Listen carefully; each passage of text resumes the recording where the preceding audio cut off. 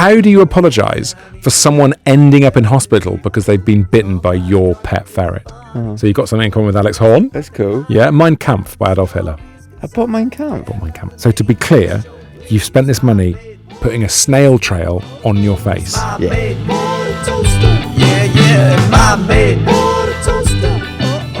Hello, welcome along. It's My Mate Bought a Toaster. Today I am venturing into the Amazon purchase history of the one and only Mr. Larry Dean. Yes, Hello. You're right to bring your hands together. No, I didn't even know what to do with my hands in this. Like, It felt like you were starting to clap. No, I'm just there's just a probably stemming. Just a nice bit of stimming This to is start nerves. the show. Are you a stimmer? Do you regularly stim? Yeah. What's your go-to stim? This is stimulating yourself, right? That's what this. Yeah, means. yeah. Well, usual stems are. It's usually noises. Oh. Give me. When you're by yourself, what are we saying? What's the? Oh, literally, like fucking gobbledygook, kind of like, and then like, just weird ass shit like that. That's a good one. Yeah, but then if the problem is if I get too excited and I do it in public, it's a bit weird. you- on the underground. I find people are looking. What's going on, man? Someone's got oil going around the train trying to fix the squeak. Do you? I verbalise a lot when I'm by myself. I can sometimes start talking about what I'm doing and almost describing what I'm doing by myself. Is that something you do? So you talk out loud and like you monologue, not monologuing, but like Yeah, it's narrating what you're doing. sort of narrating like a terrible cookery show. Do you know what I mean? I'll get those receipts and I'll put what I like to do. I'll put them in the drawer there. And then I see the paper clips every time, and I'm never going to throw those paper clips away. Like ultra mundane. Yeah. And I don't really realise I'm doing it. But it comes from a happy place. It's a comfort. But also that's good. The thing that I think if you say something out loud, then you're more likely to actually do it. Okay. So if you're saying a plan like, oh, I'll do this, and then I'll do this, and I'll do this, you're actually probably more likely to do it. Well, they do say that when you go to that fridge door or that cupboard door late of an evening, maybe when you've got back from a gig, Larry Dean, doing one of your brilliant stand-up shows, and you get to the fridge, you should tell yourself what you're about to eat. And it sounds slightly perverted. Do you know what I mean? Like, tell me what I'm going to do to that banana or whatever. But if you stand in the fridge and go, I'm going to have the double-decker that's in the top shelf, you're something like 60 or 70% less likely to have it because you realise it's a spur of the moment, do you know what I mean? Reactive thing rather than consciously, mindfully thinking about what you're going to have. I barely ever have anything that's worthwhile eating, and like it's always a weird combination. Okay. Oh, I'm gonna wrap that hot dog in that naan bread. It does sound like dirty talk. It does sound. Oh yeah. faintly Hot dogs wrapped in naan bread. Oh, I'll take that. So listen, Larry, we're not here to talk about food. We're here to talk about. Well, we might talk about food. We're talking about your purchase history. Now, you've logged into your Amazon account, and I've gone back to the earliest order, which is 2008. Oh no, I didn't. I forgot we're going. I forgot we're doing it that way.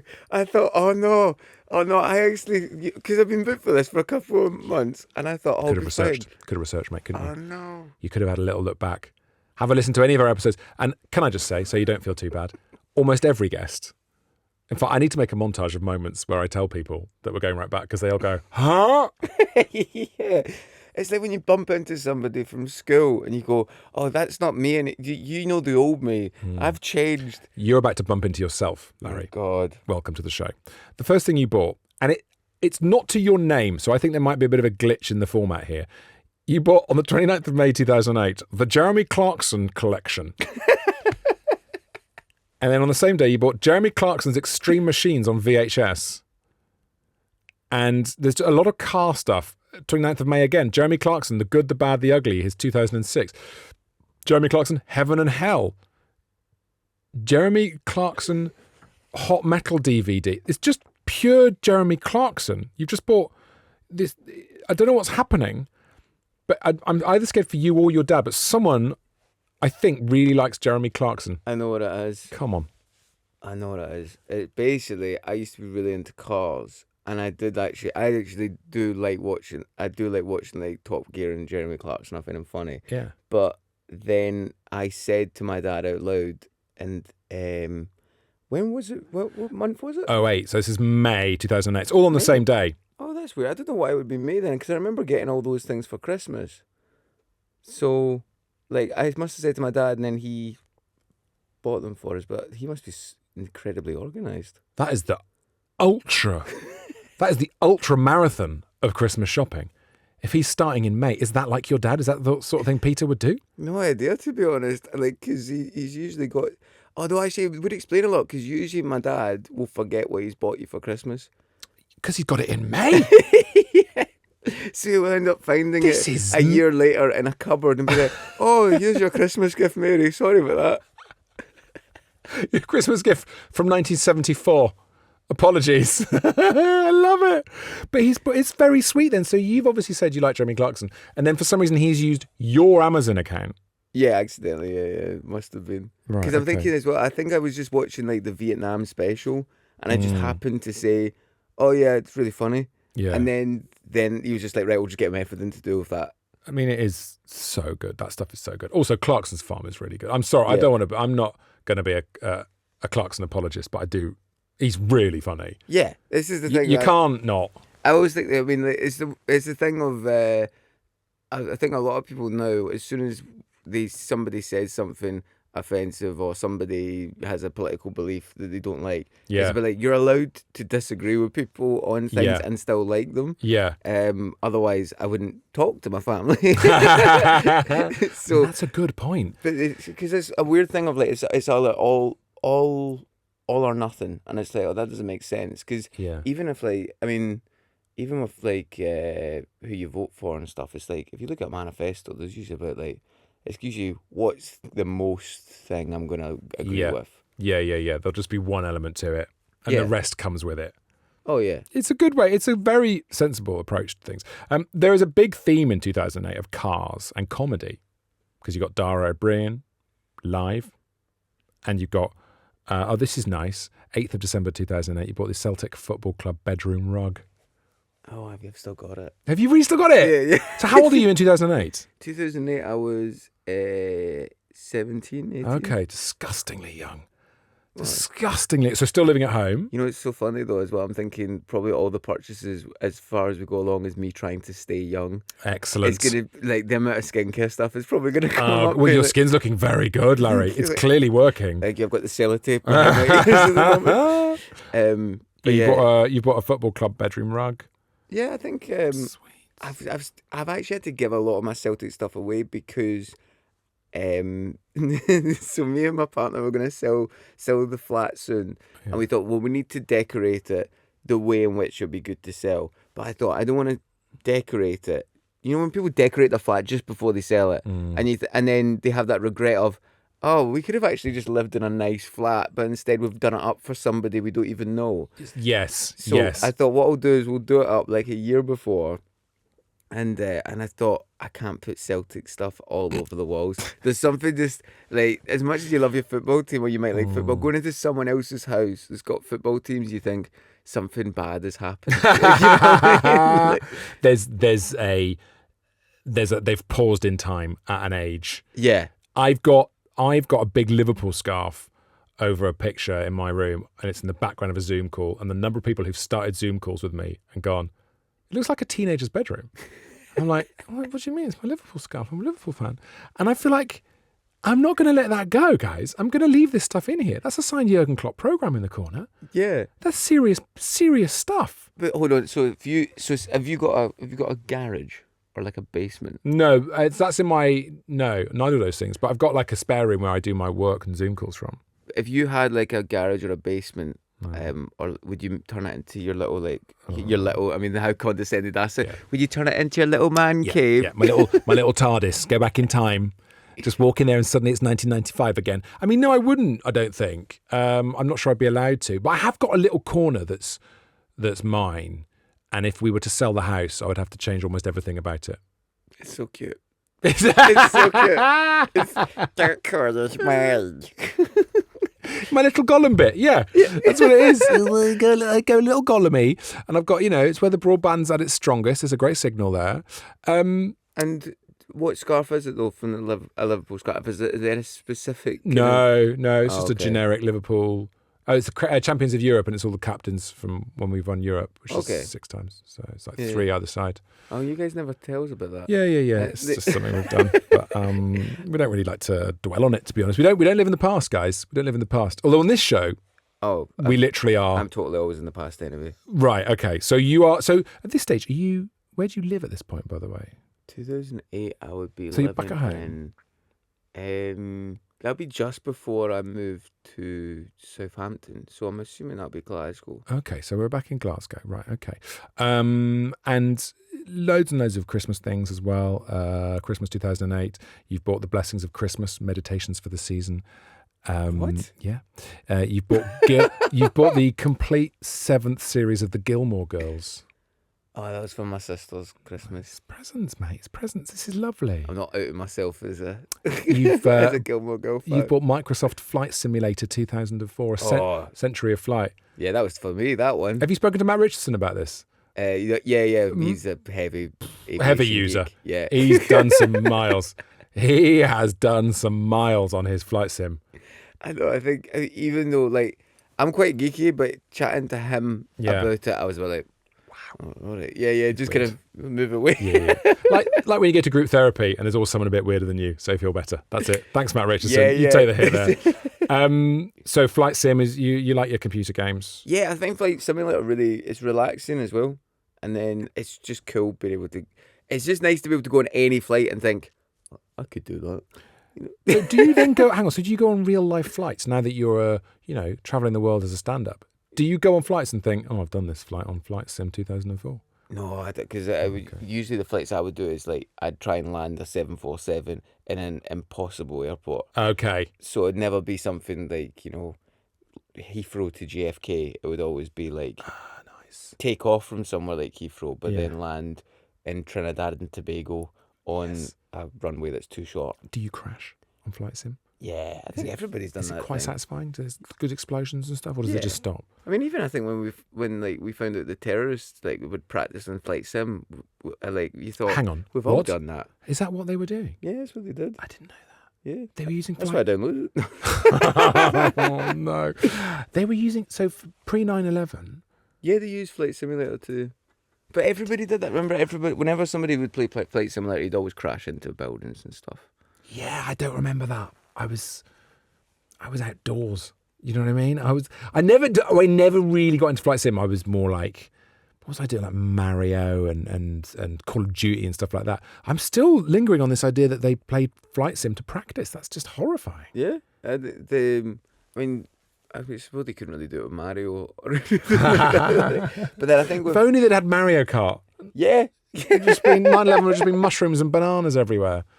God. I think though as well the other game, Flight Simulator was one of them, but loads of the games that I love to play, they don't make anymore. Okay. So Age of Empires, Right. and Theme Park World. Mm-hmm. Those are the two other games. But I never got into Mario. I thought it's only as an Childish. adult I began to realise actually it's quite fun, but Oh, God, I love Mario. I don't know. I just was a bit like, what? So I've got to run over on a mushroom in order to get Makes you bigger. Yeah. bigger. Yeah. You got to break that brickwork that's dangling in midair with your head, and you haven't got a helmet on. No. There's no don't look for logic in the Mario extended universe. There's no logic there, but it's delicious. I love it. I love losing myself in it. That's the best thing. Do you still play computer games now? You still Only recently, me and my partner realised that we should start playing computer games and stuff because just sometimes, when you watch TV too much and then you don't watch TV because when you're watching TV, you're too busy on your phone. Yes. So we were Gorgeous. like, maybe if we just play computer games, that would actually be more fun. So we got Resident Evil recently. So romantic, and the two of you snuggled up with your blankets on. We're going to take on them zombies together. I love it. That's delicious. I know there's always the argument at the beginning, though, going, no, you be the female character. No, you be the female character. So we literally regress back into 13-year-old boys. Yeah, that's sad. That's a shame. You've taken the edge off a lovely image there. That's a shame. But it's funny. It's just the fact that we go so childish. We go completely back into being 13 again, and then shooting each other. And Do you stuff. bicker? How long have you been together? 2 years, but we've known each other for 8. Okay. But then, do we bicker? Yeah, we bicker, but we don't really argue that much. I think we've had in our whole time of going out, so probably 2.5 years, we've argued properly 3 times. Wow. Yeah, but it's because he's good at telling me off. So I am an asshole. Right. So if he puts me in my place really It's well. not an argument if he's right, basically, is it? Yeah, and he's very good at just kind of going, here's why I'm right, Mm. and here's how you've made me feel, and I Mm. have to go, oh yeah, I can't really. It's so annoying though. I've prepared this case against you. Yeah. That's the problem with my wife will often take a run up for an argument, so she's done all the research for the argument. She's been in the library for 2 weeks, going through all the dates. She's got the evidence ready. She's got the ring binder, and I just walk in like, Yeah, it's that thing of like you walk in the kitchen, you go, hold on, this is a courtroom. What yeah, the heck? yeah. Why have you got a gavel? Oh my! It happens. I think every relationship has one person who does that. Yeah. Who is yeah. Do you know the thing though? Whenever you have an argument, like as whenever when you're on the right, I am holding on to that for years. Yeah. I'll only remember the arguments that I was right in. Yeah, 2009. Yeah. 2009, we were doing the house up. We had an argument about something, and I was right.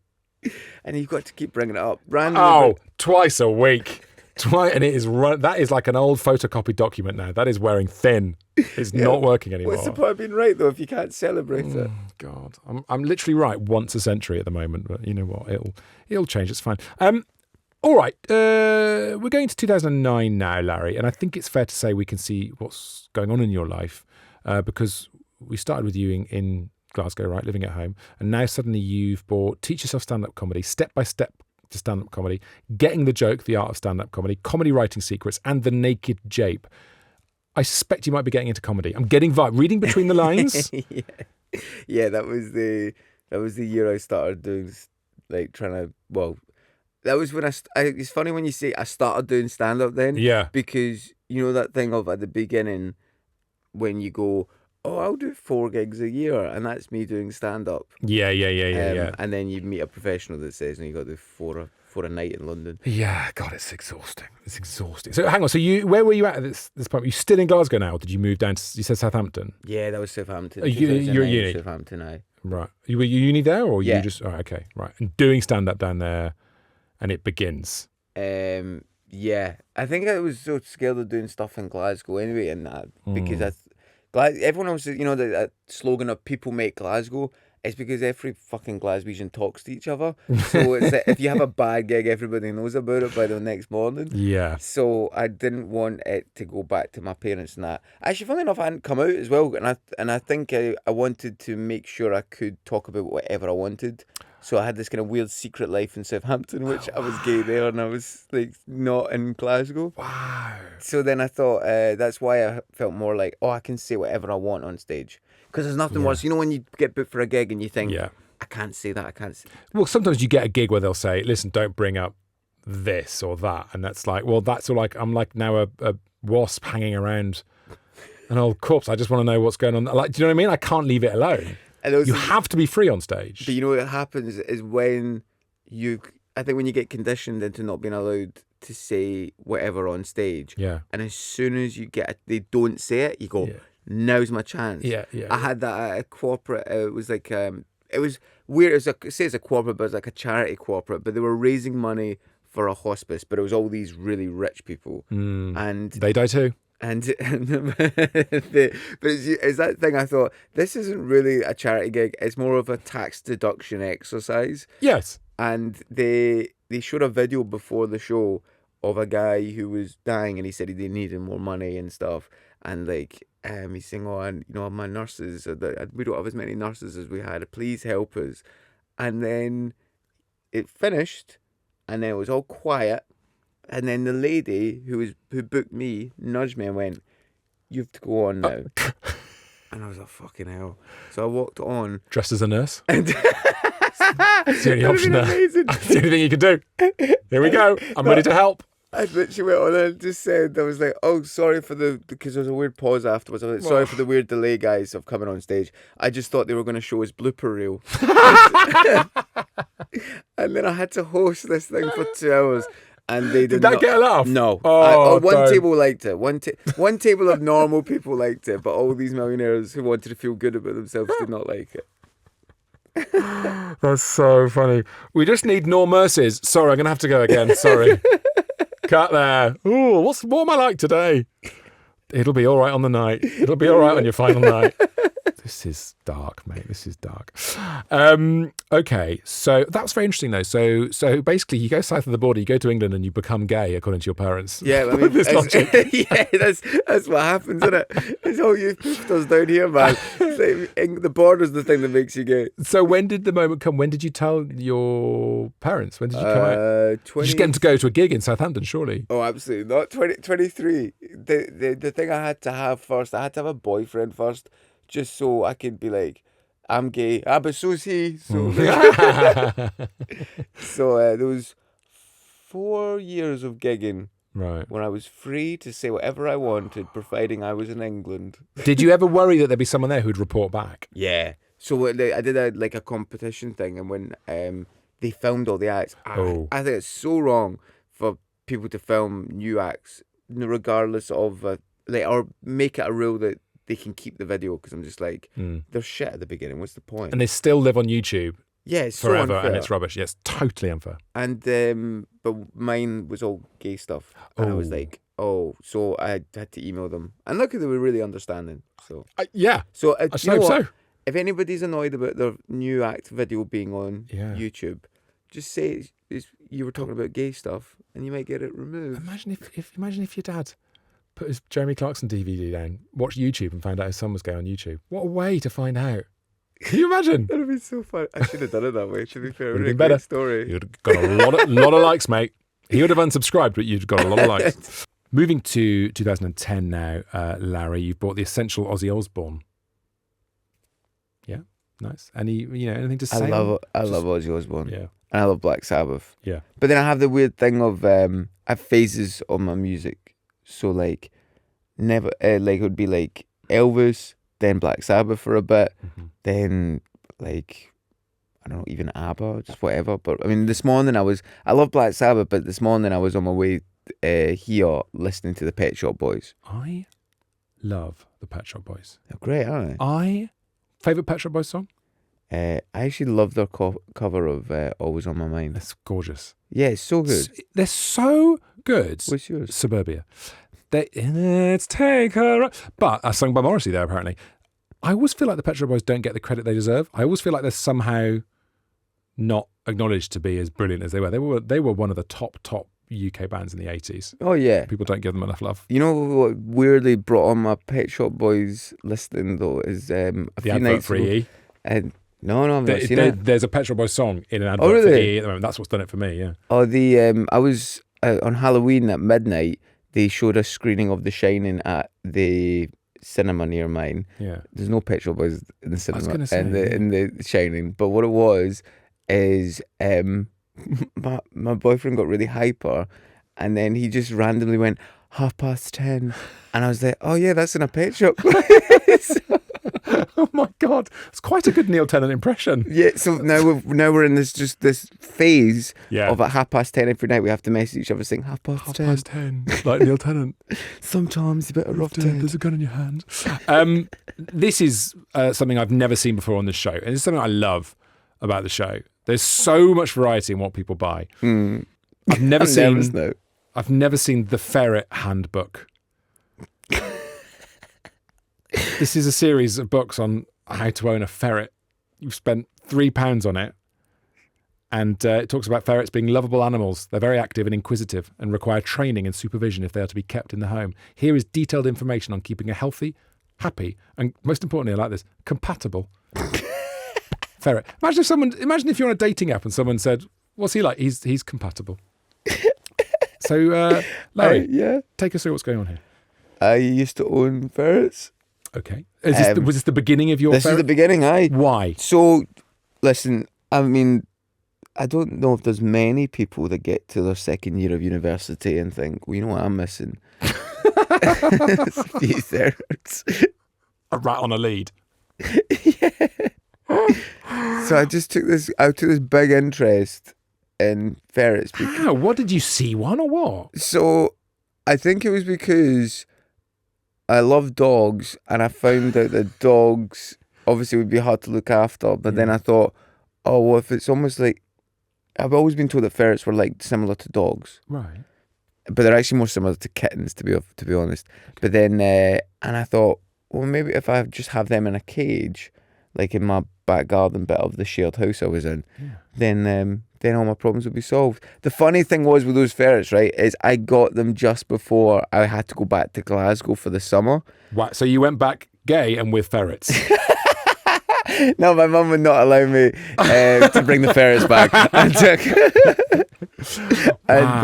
so I had to leave them with my mate, and my mate ended up getting bit by one of the ferrets, and he ended up in hospital for a week of the summer. Because your ferret bit him? You're joking. What was it? Was it like, did it go infected? So, yeah, because basically he was in the middle of cleaning the cage, so he's cleaning the shit out. This is the thing of ferrets, man. They shit so much. It is insane how much they shit. Oh my God. And but then it doesn't say that in this book. I mean, I could write a review because I'm logged into your account. Everyone's given the book 5 stars. I could say, should tell me that they shit more. They shit so much. So he's cleaning out the shit. And then gets bit, and then since he's in the middle of cleaning, the infection goes in. And he ended up on a drip and all that shit, man. And then can you imagine the doctor going around? So what happened to you? Oh, I broke my ankle, falling off a pavement. All right, and what happened to you? I extended Been by a ferret. I extended that holiday in Glasgow though, because so my other mate phoned me, was that I just went to see him in the hospital. Yeah. He is raging at you. He is so angry. He said when he was getting an injection, because his big fear was getting an injection. Oh my God. He said when he was getting an injection, he went, I'm going to stick this in Larry's fucking arm next time I see him. And then I was like, well, looks like I'm going to be staying up in Glasgow for a bit longer. Just wait for him to calm down. And what did he do when you next saw it? What did you do? How do you apologise? Here's a question I've never asked before. How do you apologise for someone ending up in hospital because they've been bitten by your pet ferret? Apologise? No, right, yeah, fine.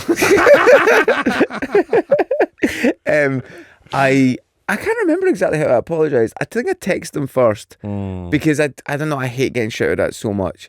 So I thought, because obviously I need to protect myself. This is you're the one suffering here. Yeah, quite right. But yeah, I can't remember which ferret it was. But so how many ferrets do you still have them now? No, so I had 2, and they were brothers. I thought they were sisters. Got the gender mixed up. Sure. Because it's hard to tell if a ferret, what way a ferret is. But then, actually, if you look at chapter 9 of the Ferret Handbook. Oh really? No, not really. I can't see. And then I took them to a kennel because I thought I can't let another person go to a hospital because I'm looking after the ferrets. So I took them to there's a ferret kennel in Reading. So I'd have to drive from Southampton to Reading. Insane. And then she had a rescue ferret. It's so funny talking about this. I've not talked about this stuff in like 10 years, and it's making me go, oh yeah, that was mental. But there was a rescue ferret that would hop on the back of my ferret and get a piggyback. And I was like, oh, that's so cute. And I was like, oh, I'll adopt him as well. So I adopted another one. So you end up with 3 ferrets? Yeah, I would have ended up with more probably if it wasn't for moving to London. Right. I moved to London, and then, I mean, there's a weird coincidence. Like, I lost my virginity at 23, and coincidentally, the day after is when someone took my ferrets off me. Who took your ferrets off you? Guardian angel. Oh, I see. Yeah, hang on. How did they? Hang on. What are you saying? They died, or someone took them? Someone took them. Someone stole them. No, it was somebody had stolen the ferrets before, twice. The ferrets were stolen 2 times, but with this one, sorry, I know this is all over the place. This ferret's tangent. So you've lost your virginity and your ferrets. Yeah, the day after, some guy came to collect them, who I could tell was a virgin. But him and his dad came to collect them because the reason why I gave them to him was because you have sex now. Yeah. So I don't need them anymore. Yeah, I've got bums galore, man. I don't need two fucking ferrets.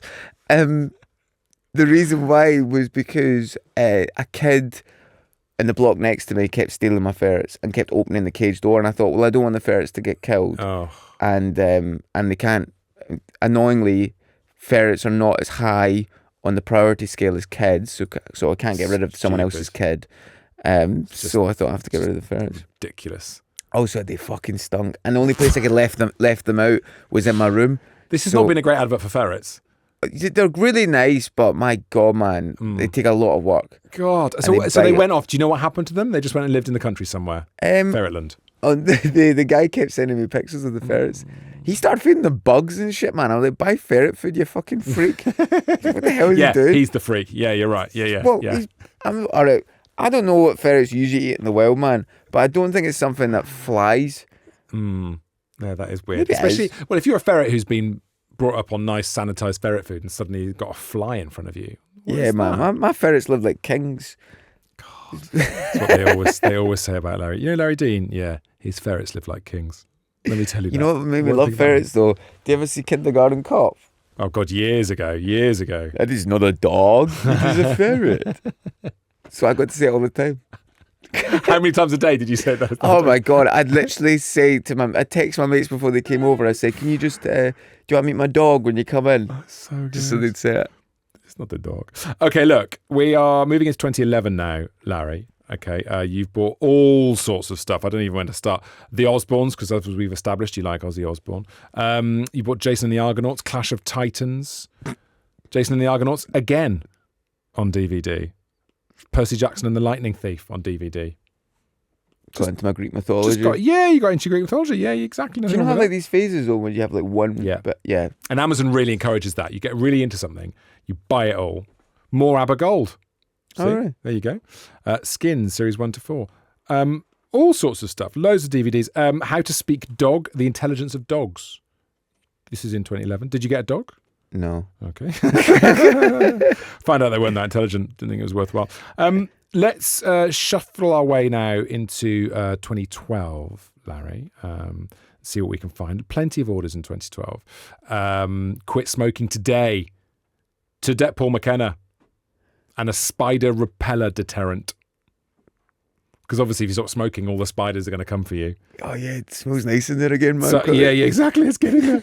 All those garden spiders come charging in. Yeah, so Quit Smoking. Did you quit smoking? Did that work? That book's really good, although I didn't quit smoking because of that, because I'm very bad at reading books. I got the vaping one of that last year. Okay. And I nearly gave up. But I could feel it making a change, but then I just stopped reading the book. Because my brain just goes, hey, don't read that. Yeah. Enjoy this. Just hang out over here, guys. Yeah. It's fun. The party part of your brain.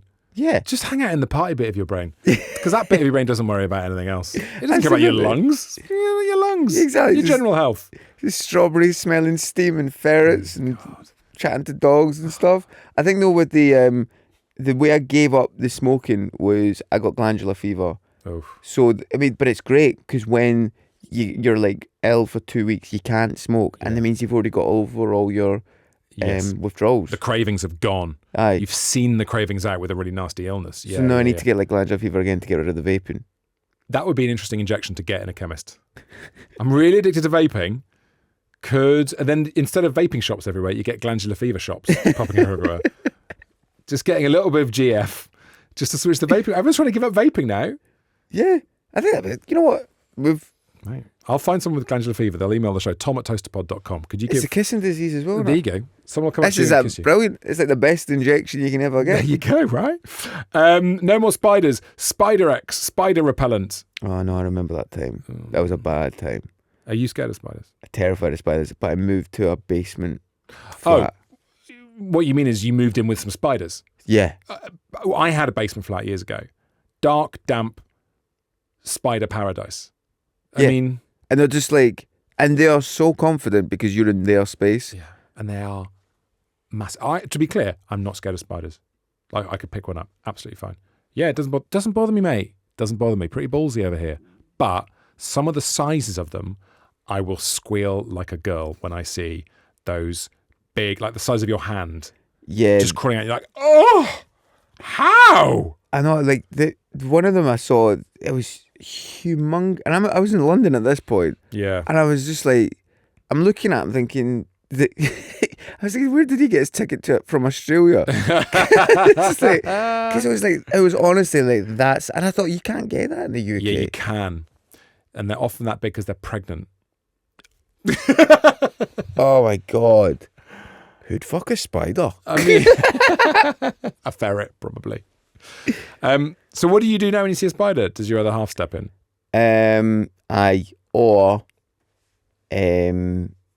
It depends. I managed to that taught me that a lot, that place.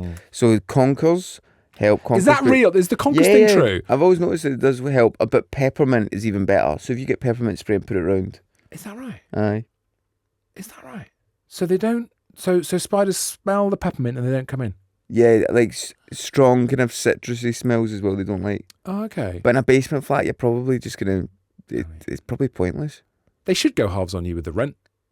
Oh, mate, Do you know totally. what I mean? I always find this thing as well when I go to Australia. I'm always like, I go high up, like as high. I have to go as high as possible in a hotel because I think, well, chances are the spider's gonna be like getting to like floor 8 on the lift and just be like, oh, I'm not. You know what? I'm just gonna scare somebody. You know what I mean? I'm gonna go for 8. Yeah, you know what I mean. They'll just be like, oh, I can't be bothered going all the way up there. It'll take me forever to get back down. I'm not going to stay. It's very citrusy up there. I'm not going up there. I'm going to stay there. So, how often do you go over to Australia and gig over there? That's brilliant. Usually once a year. This is great. But Can you believe this has happened in your career? That you started off, getting all the here we see all the stand-up books, and now you're going all around the world. It's amazing. You know, it's funny though. I never look back on that stuff. Amazing. But find that thing of when you. Someone asked me a really good question, and I was like, "That's such a good point." If you think back on all the bad gigs you've had and how you started and all the work you had to do very early on, would you do it all again? Yeah, of course, yeah, because it's a dangerous compulsion. I'd say doing stand-up is an illness that I can't really. But isn't that weird? Because we were saying about how you can't relax now at a certain time of night because it's so ingrained in you. It's so imprinted on me. I still feel it every Thursday because I used to have a big gig on a Thursday night and I still feel tense on a Thursday. But I love it because there's no feeling quite like it when it goes well. It's amazing. I know. And it is addictive. But how many times are you gigging a week at the moment? It's like a smoking question, that, isn't it? How many? 5. Yeah, no, it's probably just as unhealthy as well. I'm waking up with bags under my eyes. You need glandular fever to quit stand-up. Yeah, I need more than that. I need everything to quit stand-up. Although a few people I know have quit stand-up are so much happier now. Yeah. 5 times a week. Wow.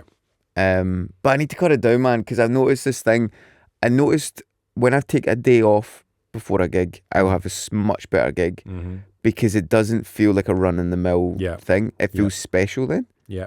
And it's weird though because trying to get like the right balance of how many gigs to do without getting rusty is really hard as well. Yeah, it is. And the feeling of being rusty is the worst feeling because you think I used to be good at this, now I've messed it all up. It's the weirdest thing, and it is like your brain is just slow and you can't work out. You need to do 3.6 gigs a week. You think? I'm put a 0.6 in to make it sound like it's. Yeah. Do you know what I mean? Like it's got some faction. I'll fall for that. Yeah. 3.65 gigs a week, mate. Not what you meant. It's true though, you can't do too few, you can't do too many. Ugh, it's a nightmare. Basically, once you resign yourself to the fact you're never quite going to be happy with your relationship with stand-up, then you can just get on with it. That's a very good point. I need to, I'm remembering that. I'm genuinely going to remember that. I need to just accept I'm never going to be fully happy with my relationship with stand-up. Yeah. That's right. It is the spider that lives in the flat with you, and it's just going to keep happening. So yeah. You're never going to stop doing it. Oh mate, I've actually had an impact. I feel like I've been a mentor here. I feel like I've. You have. That's a really good. Because I was thinking, maybe I should stop doing stand up for a bit. But I think I just need to accept. It's more of a mindset. Mindset. All right, let's move now to December 2013, getting towards Christmas. So we see things the same sort of time of year. People buy the same sort of stuff. I must admit, I've never seen a cushion with "Calm down, you can still marry Harry" written on it. Which was actually not a cushion, it's a coaster. It's my mate bought a coaster. Welcome along. Prince William and Kate Middleton wedding satire coaster. I think that was for a neighbour's Christmas. Nice. And similarly, this is quite cosy. You've bought a book that a lot of people on the show have bought before. Actually, no, that's not true. No, Alex Horn is the only other person who's bought this book. Uh-huh. So you've got something in common with Alex Horn. That's cool. Yeah, Mein Kampf by Adolf Hitler. I bought Mein Kampf. I bought Mein Kampf for £8.68. I don't know where the royalties are going. Oh, fuck. I know what that was. That was a joke present for... honestly, it was... Really funny, Larry. Really funny. because I dated a guy in 2010 who was... what's it called? He was like obsessed with Mein Kampf. That, for me, is a big red flag. Oh, I know, but this is how self-hating a gay I am. I'm just like, cool, he's going to hate me too. Got loads in common. Maybe he could read it to me in night time. Honestly, he literally had like all the memorabilia stuff was fucking mad. No. Honestly, there was like a fucking swastika on the wall. No. Yeah. And then What? I just started seeing a new guy at that point, and I bought him that as a present. Unbelievable. As a farewell present. No, I bought the Mein Kampf. The new guy. Yeah, as a joke present of like. Okay. It wasn't just the kind of thing of we're not allowed to date unless you read this. Right, yeah. Read this first, then you'll really understand me. Wow. It's I don't know if you've actually ever read it. I studied it a bit at school, and it's he dictated it, obviously. Of course he dictated it. He's a dictator.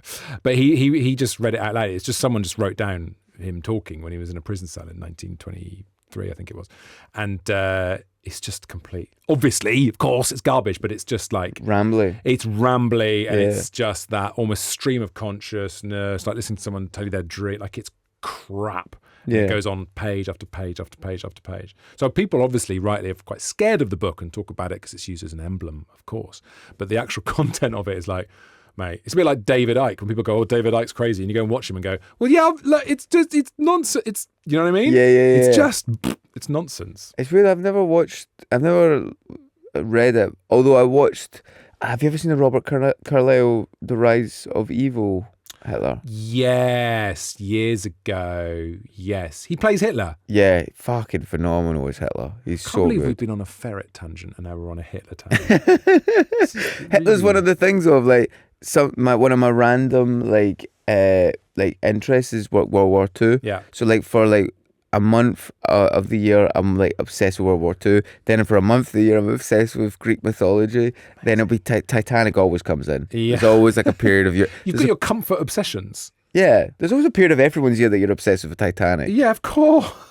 I've not done the Titanic for a while. World War II, definitely. Yeah. I recently bought World War II, a history and maps. It's just loads of maps. I was obsessed with it for, like you said, a week. Yeah. And I haven't looked at it since. Oh, mate, you know what? I just get so like, it gives me such a kind of, I'm never like, oh, proud to be British kind of thing. No, it's not that. It's not connected to that. Yeah, the only time that I ever go, oh, that was pretty cool actually, is when you see the little tricks that we do. Mm-hmm. Like, you know, like the inflatable tanks and shit like that. Yeah. Standard, we can't afford it. So what we'll do is we'll do something stupid. Yeah, Operation Mincemeat, all that stuff. We're going to send a body down there which has got secret documents, all that stuff. Yeah. Yeah, the nonsense. Basically, a sort of treasure hunt, like a silly parlour game. We're very good at that. It's very good. Yeah. All right, look, Larry Dean, we are going through your Amazon purchase history. And Sign Language Companion, a handbook of British signs. This is December 2024. What? Yeah. December 2024? 2024? It's not 2024, sorry, 2014, 10 years ago. 2014? Yeah. You know what? I probably just fancied someone who was deaf. Right. And you wanted to learn flirting in sign language. Aye. How did that go? Yeah, exactly. Just it's beckoning, isn't it? It's basically beckoning. Whatever. I don't think I've never learned sign language. I've not. That's American sign language for "I love you" or something like that, isn't it? Yeah, and you can do. My favorite is bullshit, which is so you do your forefinger and your little finger as if you're doing the rock thing, and you put that over your left elbow, and then with your left hand, which is now under your right elbow, you go like that. And that means bullshit. Really? That's a bull. That's the shit coming out. Have you ever found out whether or not? Remember that one in school, like that thing? What's that? No. Oh, there used to always be this thing in school in which if you do like, I think it was like that So you're just doing your fingers means on... please can you fuck off. Oh, nice. I think. But doesn't that also mean please can you fuck off? Yeah, I mean, that's exactly. the point, isn't it? Yeah. Anything rude in sign language, you're like, well, we've got that covered. Yeah. Guys, we've got that. Look. But you don't miss doing sign language gigs. Oh, mate. Do those exist? Yeah, when they get a sign language I person don't on think I've ever stage done a with gig when they've got a signer on the side of the stage. Oh, really? Yeah. Oh, you kind of go, oh, that's nice, but at the same time, the whole audience doesn't care what you're doing. They're just looking at them. That person. Yeah, because they're who's stealing your material in sign. Yeah. It's unbelievable. And they're just like, I want to learn how to speak sign language, so I'm going to watch them. Look, 2015 now. All sorts of things here. We've got a nice digital microwave, nice bit of nesting, domestic bliss. You've got Celtic FC, green and whitewash, DVD. Celtic FC, end of season, 2000-2001, the treble. Oh, that was a great season. Martin O'Neill in charge. Henrik Larsson, brilliant. Martin O'Neill was great. Jim will fix it. Jimmy Savile star lighter. You bought a lighter with. Jimmy Savile. That was a joke gift. It's a nice gift. Yeah, not the real thing. And Mein Kampf, then Jimmy Savile. This is I not know. boding well. I know this is not the Larry Dean I was expecting, to be honest. You have bought 14th of December 2015, Just Contempo, a double rock and roll pug dog wearing headphones duvet cover. You've bought a duvet cover That never arrived. That still annoys me. I never got. Look at it. Yeah, my partner at the time loved pugs, and I got that for his Christmas. Never arrived. And you know what, mate? Oh, you've opened. I can see that. Yeah, mate. You know what? It's so. Oh, I just got over this. Yeah. I'm so sorry. Because I never even got a refund as well. That's outrageous. Yeah. Okay, guys. It says. Hang on. View your item. View order details. It'll probably tell you if it's been delivered. Let's see if we can find out. No. Oh, look. Sold by. We are now closed. Sorry for any inconvenience. As soon as I tried to get a refund, that's what came up. They're all living on the Cayman Islands, aren't they? I see. Okay. Elsewhere in 2015, you have bought loads of stuff. Banker's Box Transit. You're buying loads of boxes. You're on the move, Larry Dean. 50 quid on the 12th of July 2015. Where are you going? Jiffy bags as well. You are moving places. 2015. Yeah. I think I was moving from one part of London to another. I think I was going from Kingston upon Thames to North London, to Bounds Green. Oh, nice. Okay. Yeah. Is that where you are now? Is that your bit? No, I'm in Glasgow now, but I want to move back here. You're going to move back? You are going to move back to London? Well, I'm probably going to move to America for a bit first and then move to London. That's so sexy. You said it in a really whatever, I'm just going to move to America for a bit. Well, I mean... this is a hope. This is so to do the stand-up, is it going well out there? Is this why? No, I've not really done it out there. You know what it is though? I'm just like, I think it's nice to have a bit of a change than which you get to go. I've never done it here before. I really want to just give it a try. Yeah. I love America. I'm such a wee kid inside, man, because I'm like, it reminds me of like movie sets and all that kind of cool stuff. Sugar, movies, bright colours. Yeah. I'm exactly the same. Don't call it Americana. I like all that stuff. I like cheeseburgers. I like Marlboros. I like Marlboro Reds. I miss Marlboro Reds. They were great. Mate, but it's true. That's Americana is built on spoiling yourself. Yeah. And also, there's my mate pointed something out to us about like, so you know how obviously the UK isn't doing great at the moment, but my mate who lives in America was just like, America's not doing great either, but he says Americans are so much better at despair because we are brought up with the belief that we are going to end up doing better. Yeah. So no matter how down and out you are, you don't just... Because in the UK, we're like, oh, keep calm and carry on. Yeah. But in America, they're like, no, you can be the best. You can still be president even if you're living on the streets. God, they've got optimism. Yeah, it's crazy. Yeah. But I'd love to be around that for a bit. Go and enjoy it for a bit and then come back and give up. Yeah, that's what I'm going to do. That's the way to do it. I'm going to go over there and try and make them more negative. Yeah, exactly. Spread the word. Yeah. Forget spreading the good news. Tell them the bad news. You know what's funny though is my partner is from he's from the Black Country, but when he moved from like Dudley to Scotland, he was like, "You guys are the most negative people." Is that right? I'm like, yeah, but look at our neighbours. Of course, we're negative. Yeah, exactly. Well, Wales, mate. That's where I grew up in Wales. Everyone's so negative in Wales. This is lovely now. 14th of February 2016 is Valentine's Day, right? 2016. Time for romance and also time for buying a hidden spy camera. Hidden spy camera? You bought a hidden spy camera, camcorder recorder with night vision on it. Hidden spy camera. It's HD. Hidden spy camera. Yeah, that's what it looks like, obviously. Oh, fuck yeah, chuck that out. Oh. What did you buy it for then? I think it was like, what's it called? It was like a... Is it like a joke thing? Is it real? No, I remember seeing the footage from it and I was like, I can't even fucking see a thing because it was like night vision. I can do it outside. What were you going to film? I can't remember what I was going to film. What year is this? 2016? 2016 now, yeah. I just like the fact it's on Valentine's Day. I feel that's just lovely. I'm just going to go out and film myself in all sorts of dodgy places with my night vision camera. It was free as well. According to this, it was £0 and £0. 2016. I think it might have been for some fucking, what do you call it? Might have been a joke present. I can't remember, to be honest. Classic. This is the great It thing was about like Amazon. 10 quid or something, wasn't it? It was 0 according to this, but they probably refunded you. Okay, fine. All right, look. Oh, they refunded me? Yeah. Oh, that's probably why I can't remember it, because I was like, what the fuck did I buy that? Yeah, I bet you I don't know if it shows the time that you buy it. Oh, I'd love to see the time you buy things. Yeah, I bet it would be like, what's it called, 3 o'clock in the morning, be like, oh mate, I'm going to be a spy now. The gig didn't go well. That would give you such a whole new, I'm moving into MI6. Forget stand-up. If you could see what time stuff was bought, that would give you a whole new angle on it. All right, look, here's what we're going to do, right? Because we are running low on time. So we're going to skip on ahead a little bit, Larry. And we're going to go and have a look and see what you've been up to in the last few months. Cool. Okay, so we're going to 2024 now. Okay, we've finally arrived in the present day. You're looking, is that concerned? I'm going to try to translate the facial expressions here. No, it's probably going to be...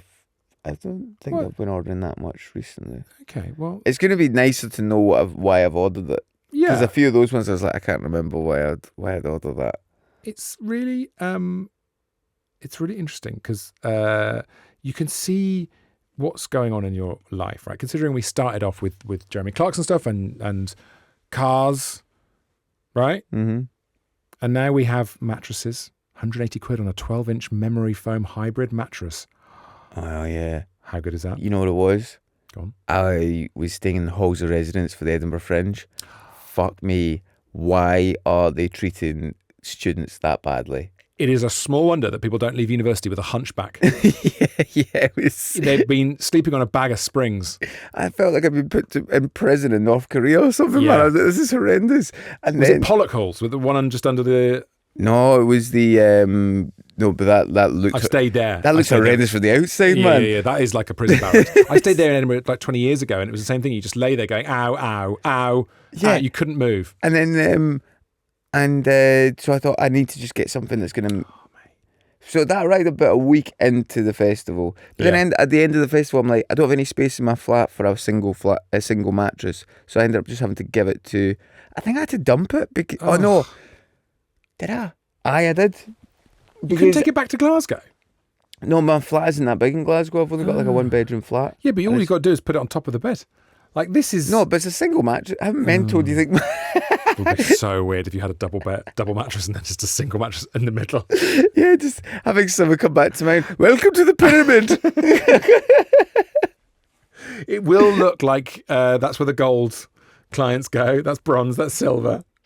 Maybe the best threesome ever. Is that afterwards, I'll be on the top bit.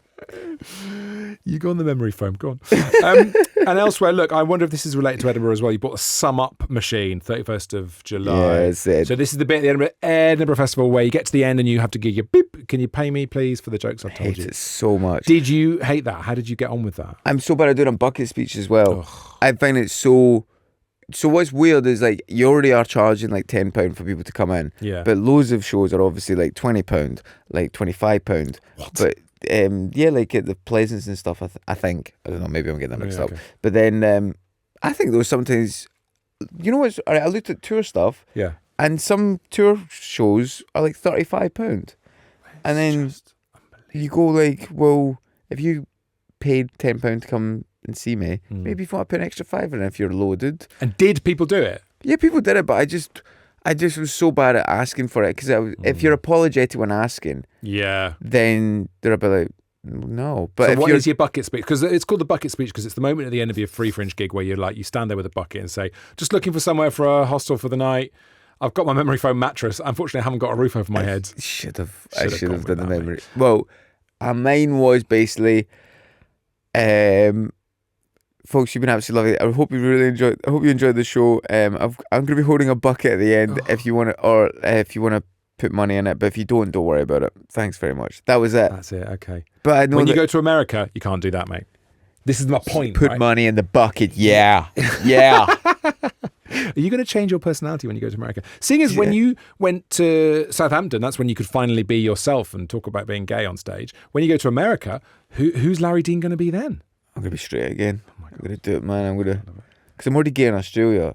So Done that, like, okay. So like, because I got told it prevented spiders from going in your flat. So I'm going, ugh. Like, They're real bigots. Spiders are real bigots. They all read Mein Kampf. Yeah, just all the hands come out and going. All 8 of their hands on their face. I love it. All right, look, Larry, let's leave you as we see you resting up, because you are surrounding yourself with memory foam pillows, multivitamin tablets, a comfy, cozy, luxury memory foam pillow. This is all lovely stuff. A bed headboard slip cover. This is in September 2024. And then the most recent thing you have bought on Amazon in September for £25 was the Advanced Snail 96 Mucin Power Essence Skin Repair and Hydrating Serum. Snail Secretion Filtrate 96%. What? It's snail mucin, which is the bit underneath the snail when it's sliding along, is really good for your skin. It contains peptides and hyaluronic acid, which we have in our skin. Right. But it's really good. Highly recommend it. So to be clear, you've spent this money putting a snail trail on your face. Yeah. How have we got to this at the end? Does it help? Oh yeah, it's great. Really good. So like, does someone have to milk snails? No, so what they do is they put all these snails in like a dark room. I don't know why it has to be dark, but it is apparently. And they just let all the snails like run around, and then someone at the end of the day will like remove the snails and just scrape all this stuff into one of those bottles. It says animal testing free. Not What? sure. They don't test the snails. There's no written test for the snails to give their goo to your face. I mean, You're not into skincare stuff at all? I am into skincare stuff. I mean, obviously, look at me. I clearly look after myself, Larry. Yeah. I mean, sometimes I put some sun cream on. But You crucially... got the sun cream. Huh? The sun cream, that's great. It's great. That's the most important one. It's not sun cream that's been made by, I don't know, worms. Like, Yeah. I can't get past the snail thing. You've got snail goo on your face. Oh, mate. But it's the way you're like, you're not even going, yeah, that is a bit weird, isn't it, to end on? This is insane. Oh, I know, but when you read half the stuff of like that people put on their faces, even worse, when people go, oh, I put like coconut oil on my face, I'm like, oh, well, they say like, oh, we know about like bees, was it, Honey. Honey's, yeah, but you know the one that's really weird that I was like, venom, hornet venom. Hornet venom. What do you do with it? You eat it or do you stick it? You stick it on your face. It's sort of like Botox, nature's Botox, isn't it? Yeah. I've got to say, very important for BBC Balance, not that this show's on the BBC, no snails are harmed. Snail, is it mucin? Yeah. Even the word makes me... Yeah, the noise helps. Snail mucin is obtained in a safe and environmentally friendly way in a favourite environment of snails, Larry's old flat, and then processed as a cosmetic material, 100% natural, hypoallergenic, dermatologist tested. I mean... You know what you're going to love about this snail mucin stuff? There is different thicknesses. As in you can get... That's the essence ones, which is the thinnest one. But then you've also got a serum one. And then you've also got like a moisturiser one that's thicker. Wow. And it's all built around that essential ingredient. Yeah. Snail mucin is huge. I think Korea's the place that... Yes, it mentions Korea on here. Yeah. Yeah, well, the reviews are excellent. I recently embarked on a skincare adventure with this, and let me tell you, my face has never felt smoother. That's from Bargain Hunter, who's written that. Stephanie, I've been using this hydrating face serum, and it's been great for keeping my skin moisturised. The serum can feel slightly sticky when first applied. Oh, it does. And it's annoying when they go back in their shell. What? She hasn't written that. Listen, the reviews are unbelievable. Worth every penny. Hydrates the face. I wasn't overly impressed by this. I'd seen it all over social media and was dying to try it, unlike the snails, which, to be clear, are not dying. It foams up and makes like bubbles on my face, but I never see it happening to anyone else. It does make my skin feel hydrated, but not more than your average moisturiser. Could be that it doesn't suit my skin type. I've never experienced bubbling. Wow. If you put something on your face and it bubbles, take it off. Listen, all I can tell you is that we... started the show with the slime ball that is Jeremy Clarkson. And we bookended it with the useful slime that is some Korean snails. whose slime is being farmed to your face. I mean, I would say your face looks fantastic, but I'm always going to look at your face on any socials now, and you're all over Instagram, and you're fucking brilliant on Instagram, and I'm always going to think, in fact, I'm probably going to put a little snail emoji under most of your videos from now on. You're going to have to block me. I don't know, does this podcast do like specific artwork for each episode? We can do. Because I'm thinking it's going to be like snails all over us, Clarkston leaning over us, Hitler at the side, and ferrets running. I forgot about the ferrets. Oh my God, I'm exhausted. Larry Dean, taking a tour around your shopping and your personality has been wonderful. Thanks, mate. I feel strangely exhausted. Ironically, I feel like I've aged and I need to get some muctin. What's it called? Mucin. I need to get some column juice and put it on my face. Thank you so much for coming and doing the show, Larry. You're a brilliant stand-up comic. And you're on. What's your go-to? Are you a TikTok guy? You're an Instagram guy? What's your thing? TikTok and Instagram. Both those things. All good. What's going to happen? Or on Facebook. On Facebook. If you're listening to this, you're going to see the picture of Larry. You're going to go, I recognise him. And you're going to find his videos and go, oh, it's him. He's brilliant. Told you. Larry, thanks for coming. I had a really funny comment with that, by the way. I did another podcast and someone went, is that the I get jizz on it guy? Which was a joke that I did years ago about getting jizz on something. I was like, yes. So now someone might go, is that not the snail musing guy? Yeah. That'd be a fucking dream, by the way. I'd love that. I want the snail thing to follow you. Obviously, it will follow you very slowly. But it will always be there, following you. We're gonna. Me and my people at My Mint Bottle Toaster are going to snail stalk you across social media, and you're on board with that. Brilliant. And if they come to my tour show, or whatever, I don't want them to laugh. I want them to go. I love it. Larry, thanks for coming on the show. Thanks for having us.